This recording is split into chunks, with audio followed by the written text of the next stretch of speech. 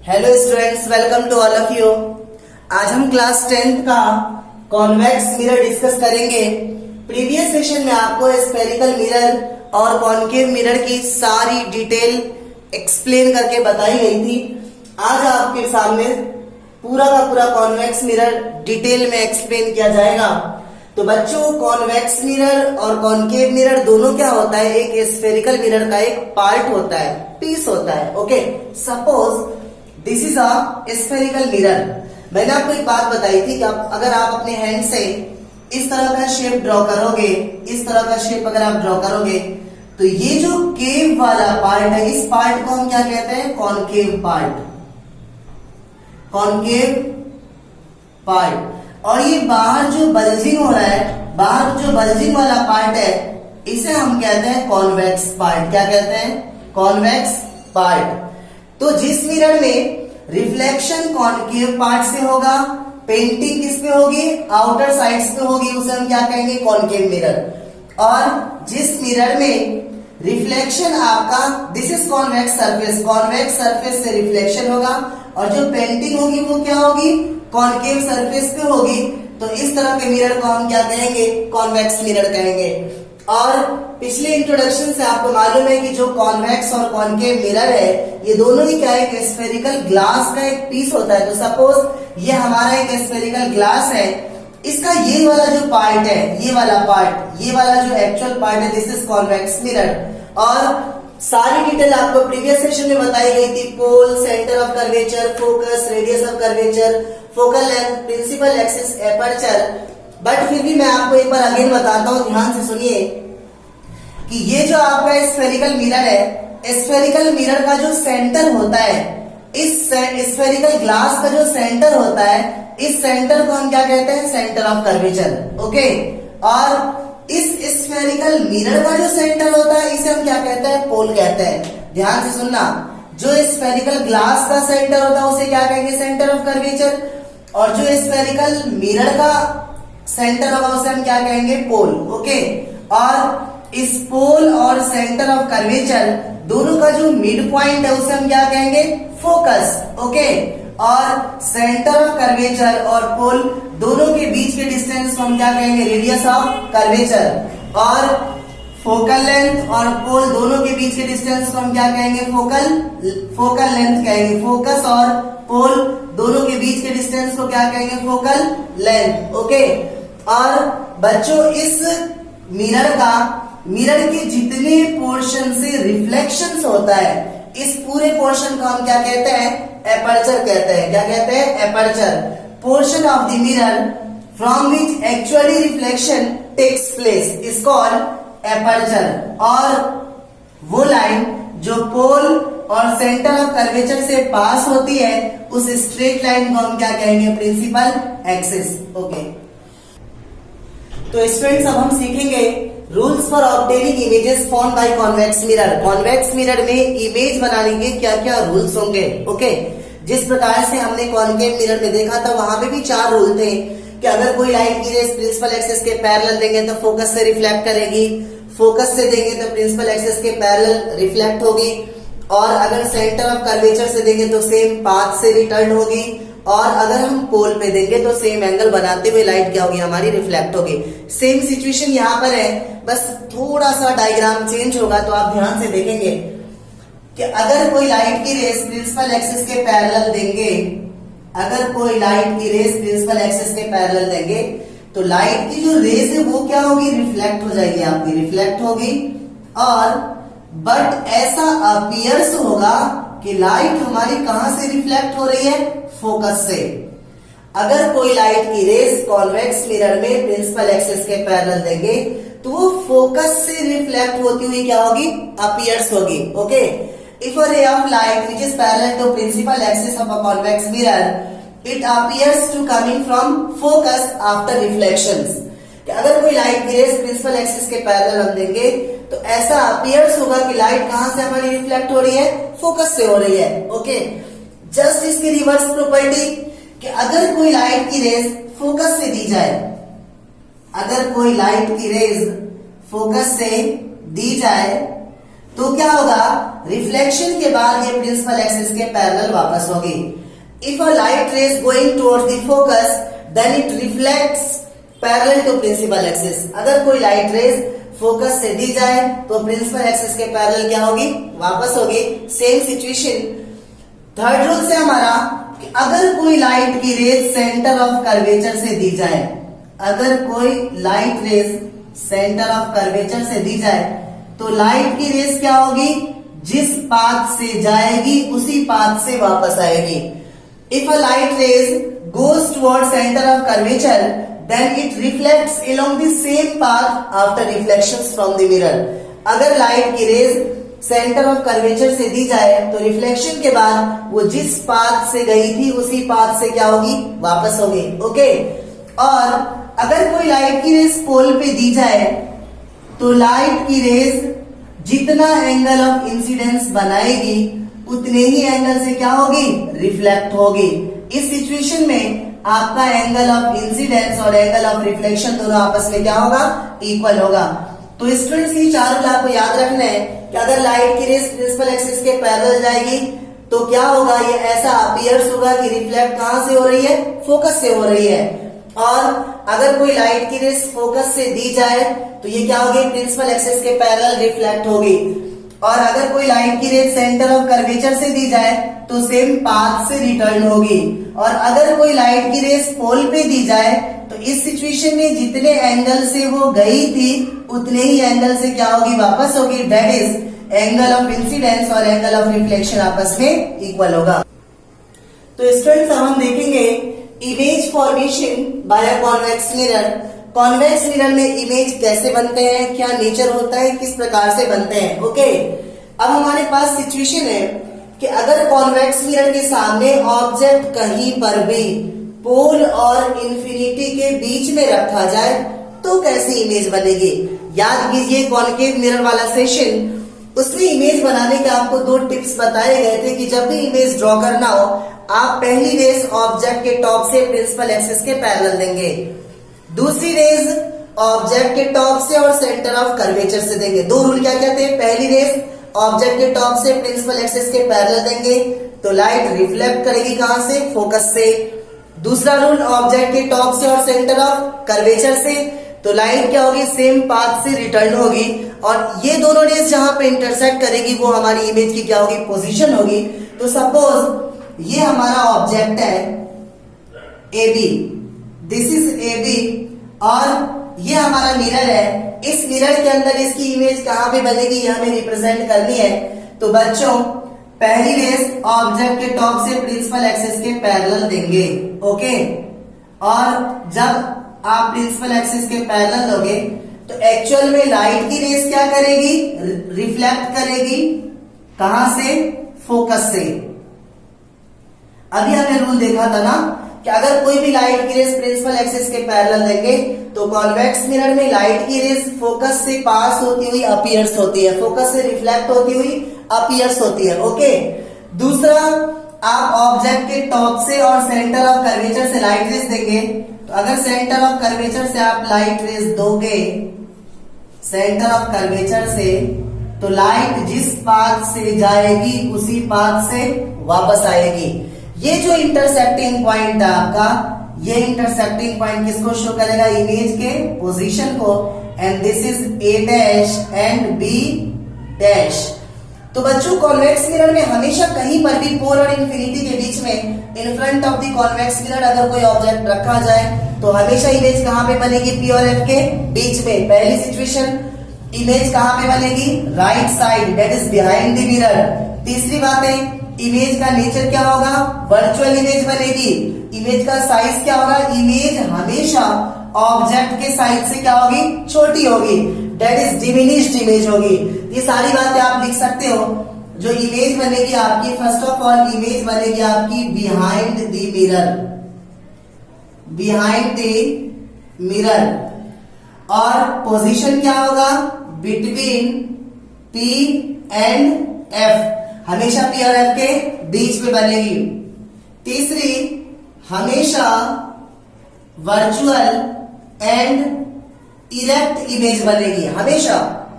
चौथी situation object image कैसी होगी, डिमिनिश्ड होगी।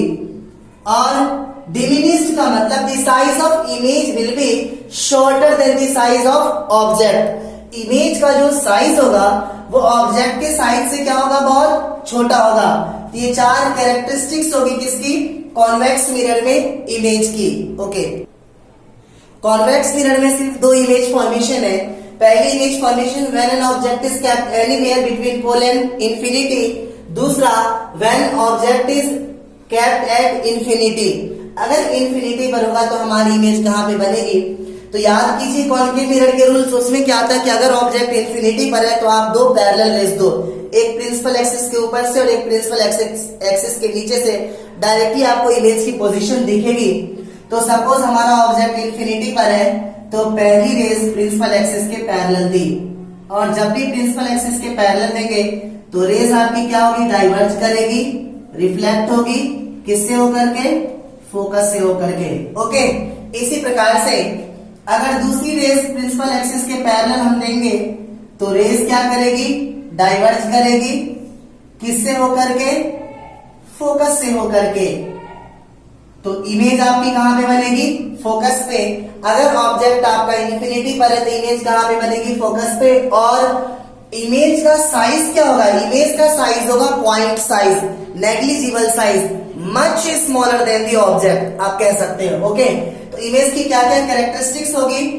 फर्स्ट ऑफ ऑल इमेज आपकी कहां बनेगी, behind the mirror, behind the mirror. दूसरी इमेज आपकी पोजीशन क्या होगी, एट एफ। तीसरी इमेज का नेचर क्या होगा, वर्चुअल एंड इरेक्ट। चौथी इमेज का साइज क्या होगा, much smaller than the object, या आप इसे कह सकते हो highly diminished image. Okay, convex mirror के नेचर से रिलेटेड एक ये बहुत ही इंपॉर्टेंट क्वेश्चन जो अक्सर एग्जाम में पूछ लिया जाता है, why do convex mirror is used as rear view mirror in vehicles. जो व्हीकल्स है, आपने देखा होगा ड्राइवर के साइड में एक मिरर लगा होता है, वो कॉन्वेक्स मिरर होता है। क्यों यूज करते हैं हम, क्या कारण है इसके पीछे बच्चों, इसके पीछे मेन 2 कारण है। बिकॉज कॉन्वेक्स मिरर हमेशा वर्चुअल और इरेक्ट इमेज बनाता है, हमेशा मिरर के राइट साइड में वर्चुअल और इरेक्ट इमेज बनती है कॉन्वेक्स मिरर में, पहला कारण। दूसरा कारण, ये ऑब्जेक्ट चाहे कितना भी बड़ा हो उसकी हमेशा हाईली डिमिनिश्ड इमेज बनाता है। कितना भी बड़ा ऑब्जेक्ट हो उसकी छोटी सी इमेज ये मिरर के अंदर बना देता है, और इस वजह से, इस डिमिनिश्ड इमेज की वजह से it gives us wide field of view. बहुत सारे लार्ज एरिया को हम छोटी सी इमेज के रूप में कॉन्वेक्स मिरर में आसानी से देख सकते हैं। तो 2 ये मेन कारण है। A convex mirror is used as rear view mirror because it always produces virtual and erect image, okay, and it produces highly diminished image due to which it gives us wider field of view. Sign convention of a convex mirror ये just same है जैसे आपका sign convention था किसका, concave mirror का। आपको याद होगा u हमारा ऑब्जेक्ट डिस्टेंस होता है, v हमारा इमेज डिस्टेंस होता है, f हमारा फोकल लेंथ होता है, h1 हमारा साइज ऑफ ऑब्जेक्ट होता है, h2 हमारा साइज ऑफ इमेज होता है। ओके, और मैंने आपको एक बात बताई थी कि आप इस u, v और f के लिए इस प्रिंसिपल एक्सिस को आप क्या एज्यूम करेंगे, number line. Okay, it's mean जो पोल है आपका वो क्या, आपका ओरिजिन। यूवीएफ में से कोई भी चीज अगर लेफ्ट साइड होगी तो क्या होगी, नेगेटिव होगी, लेफ्ट साइड होगी तो नेगेटिव होगी, राइट साइड होगी तो क्या होगी, पॉजिटिव होगी। और दूसरी बातें मैंने आपको बताई थी, H1 और H2 के लिए आप याद रखेंगे अप एंड डाउन, कि अगर कोई चीज अप होगी H1 H2 में तो हम उसे क्या एज्यूम करेंगे, पॉजिटिव, और अगर डाउन होगी तो उसे हम क्या एज्यूम करेंगे, नेगेटिव। ये 2 बातें आपको याद होनी चाहिए। तो चलो हम चलते हैं sign convention of convex mirror पे। यू की बात करो, object is always kept in front of the convex mirror, object हमेशा इन फ्रंट होगा और लेफ्ट साइड होगा, जब लेफ्ट साइड होगा तो क्या होगा, नेगेटिव, इसलिए इसका साइन हमेशा क्या होगा, नेगेटिव, यू को आप हमेशा माइनस में लेंगे। ओके, वी की बात करो, आपने अभी देखा है कि वी चाहे ऑब्जेक्ट पोल और इंफिनिटी के बीच में हो या इंफिनिटी पे हो, image is always formed virtual and erect, that is right side, और जब राइट साइड होगी तो क्या होगा, पॉजिटिव, तो वी आपका हमेशा क्या होगा, पॉजिटिव। ओके, और फोकल लेंथ साफ साफ दिख रहा है, ये हमारा फोकल लेंथ है और ये हमेशा किस साइड है, राइट साइड, तो ये हमेशा क्या होगा, पॉजिटिव। यूवीएफ के लिए हमने इस प्रिंसिपल एक्सिस को नंबर लाइन एज्यूम किया था, अगर पोल से लेफ्ट साइड होगा तो नेगेटिव होगा, पोल से राइट साइड होगा तो पॉजिटिव होगा। यू आपका हमेशा पोल से लेफ्ट साइड होता है, because object is always kept in front of the concave mirror, that's why it is always negative. V की बात करो, convex mirror always produces virtual and erect image, और वर्चुअल और इरेक्ट इमेज हमेशा किस side बनती है, राइट साइड, इसलिए वी आपका हमेशा क्या होगा, पॉजिटिव होगा। फोकल लेंथ कॉन्वेक्स मिरर में हमेशा राइट साइड होगा, तो ये भी क्या होगा, आपका पॉजिटिव होगा। H1 की बात करो, देखो ऑब्जेक्ट हमेशा प्रिंसिपल एक्सिस के ऊपर हम रखते हैं हमेशा, तो H1 H2 के लिए अप एंड डाउन अगर आप होगा तो क्या होगा, पॉजिटिव, तो अगर ऑब्जेक्ट प्रिंसिपल एक्सिस के ऊपर रखोगे तो क्या होगा, H1 आपका क्या होगा, positive.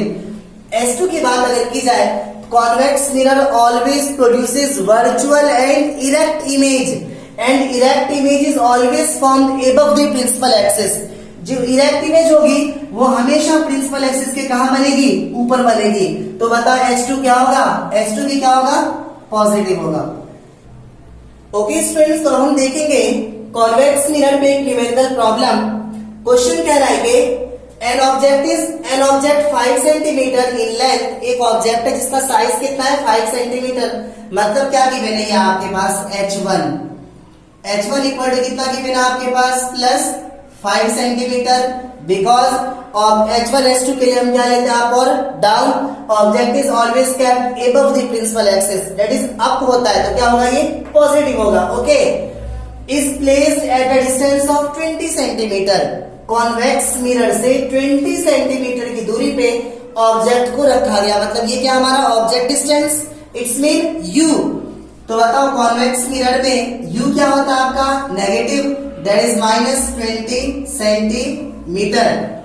Okay, in front of convex mirror of radius of curvature 30 centimetre given है हमारे पास ना, मतलब आर कितना गिवन है हमारे पास, 30 सेंटीमीटर, तो फोकल लेंथ क्या होगा, F equals to R upon 2, that is 30 upon 2 which is equal to 15 centimetre, और आपको मालूम है फोकल लेंथ कॉन्वेक्स मिरर में क्या होता है, पॉजिटिव होता है। एक बात बताऊं, यू के अलावा जितनी भी चीजें, सारी चीजें कॉन्वेक्स मिरर में पॉजिटिव होती है, कोई कंफ्यूजन नहीं, याद रखो, सिर्फ और सिर्फ यू नेगेटिव होगा, बाकी वी, एफ, H1 H2 सारी चीजें क्या होगी, पॉजिटिव होगी। ओके, अब फिर क्वेश्चन में कह रहा है फाइंड पोजीशन, पोजीशन मीन्स आपको क्या निकालना है, वी निकालना है, और नेचर मतलब रियल इमेज बनेगी, वर्चुअल भी नहीं, आपको पहले से मालूम है कॉन्वेक्स मिरर हमेशा वर्चुअल इमेज बनाता है, तो एक आंसर तो हमें मालूम है कि वी हमारा जो नेचर होगा वो वर्चुअल होगा, और जो वी का साइन होगा वो क्या होगा, हमेशा पॉजिटिव होगा।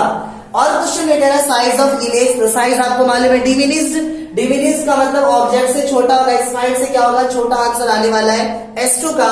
अब हम देखेंगे कैलकुलेट करके। ओके, तो समझिए, अगर यूवीएफ में से कोई भी दो चीज गिवन हो, तीसरी चीज निकालनी हो, तो हमेशा हम क्या लगाएंगे, मिरर फॉर्मूला, तो क्या होगा, यूजिंग मिरर फॉर्मूला, और mirror formula convex mirror, concave mirror दोनों के लिए सेम है, मैग्निफिकेशन के concept convex mirror, concave mirror दोनों के लिए सेम है, बिल्कुल कंफ्यूज नहीं होना आपको। तो क्या होता है, 1 upon F equals to 1 upon V plus 1 upon U। Okay, F की वैल्यू हमारे पास कितनी गिवन है, 15, तो 1 upon 15 equals to 1 upon V, और प्लस 1 अपॉन U की वैल्यू हमारे पास कितनी गिवन है, -20, तो प्लस और माइनस क्या होगा, माइनस, तो 1 upon 15 equal to 1 upon V minus 1 upon 20, minus 1 upon 20 को राइट साइड लेके आएंगे तो क्या हो जाएगा, पॉजिटिव, तो 1 upon 15 plus 1 upon 20 equals to 1 upon V, तो क्या होगा, इसको जब आप सॉल्व करेंगे तो इसका एलसीएम कितना होगा 60, 15 4 सा, यहाँ पे कितना होगा 4 1 सा 4 और 20 3 सा, तो 3 1 सा 3 इक्वल्स टू 1 अपॉन v, तो 4 और 3 कितना हो जाएगा 7 upon 60 that is 1 upon v, cross multiply करेंगे तो v की वैल्यू कितनी हो जाएगी 60 अपॉन 7, और जब 7 से डिवाइड होगे तो 7 8 सा 56, 7 2 सा 14 and 7 7 सा 49, इट्स मीन 8.57 सेंटीमीटर, ये v हो जाएगा हमारा। अब क्वेश्चन में कह रहा है नेचर, बच्चों नेचर आपको मालूम है, नेचर हमेशा क्या होगा इसका वर्चुअल एंड इरेक्ट। साइज की बात करो तो साइज के लिए आपको याद होगा magnification m equals to minus V upon U equals to h2 upon h1, तो माइनस और v के प्लेस पे आप ना डेसिमल वाली वैल्यू मत लिया कीजिए, आप ये वाली वैल्यू लो, बिल्कुल एग्जैक्ट आंसर आएगा 60 अपॉन 7, तो माइनस 60 अपॉन 7 अपॉन यू कितना गिवन है आपके पास माइनस 20, बच्चों याद रखना ये ऊपर फ्रैक्शन है हमारा h2 और h1 की वैल्यू हमारे पास कितनी गिवन है 5, इस माइनस से माइनस क्या हो जाएगा कैंसिल। अगर फ्रैक्शन के नीचे में कोई कांस्टेंट वैल्यूज हो, ये वैल्यूज कभी ऊपर नहीं जाती, तो आप इसे कितना लिखेंगे 60 upon 7 into 1 upon 20 equals to h2 upon 5, 20 के टेबल में 3 पे जा रहा है, अगर आप क्रॉस मल्टीप्लाई करेंगे तो क्या हो जाएगा 7 इंटू h2 इक्वल टू 3 5 सा 15, तो यहाँ से h2 की वैल्यू क्या हो जाएगी h2 इक्वल टू 15 अपॉन 7, तो जब डिवाइड दोगे तो यह आ जाएगा 2.1 सेंटीमीटर।